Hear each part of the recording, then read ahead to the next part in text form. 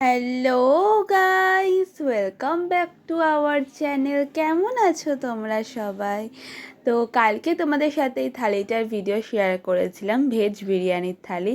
তো চলো আজকে তোমাদের জন্য রেসিপি নিয়ে চলে এসেছি।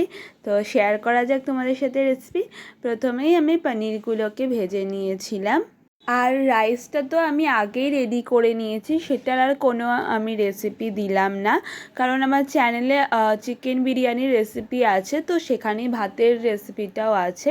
তো সেরকম কিছু ভাতে লাগে না, জাস্ট বিরিয়ানিতে ভাতের সাথে প্রথমেই নুন দিয়ে দিতে হয়। তো তার সাথে তেল আর একটু গোটা গরম মশলা, তেজপাতা দিয়ে ভাতকে ফোটাতে হয়, হয়ে গেলে নামিয়ে নিতে হয়। তারপর আমি দেখতে পেলেই আমি সবজি ভেজে নিয়েছি। তো সবজিগুলো ভাজার সময় একটা জিনিস আমি খেয়াল রাখিনি, এতই গরম পড়ছিল সেদিন, আমি এসে একটু বসেছিলাম ঘরে এসে, তো সবজিগুলো আমার একটু পুড়ে গেছে।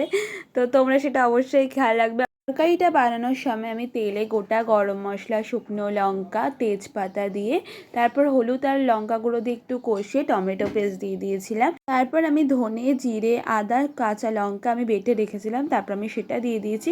ভালো করে কষিয়ে তারপর আমি আলু সিদ্ধ করে রেখেছিলাম সেটাও দিয়ে দিলাম, আর পনির দিয়ে দিয়েছি, আর যেগুলো সবজি ছিল ওগুলোও দিয়ে দিয়েছি।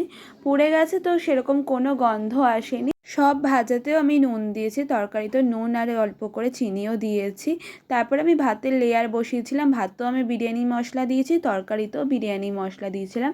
ভাতের লেয়ার আমি কেওড়া বাটার আর বিরিয়ানি মশলা দিয়ে পরপর তরকারিতে লেয়ারে বসিয়েছিলাম। তারপর আমি গ্যাসে 20 মিনিট ভাতটাকে রেখে নামিয়ে নিয়েছিলাম। Thanks for watching.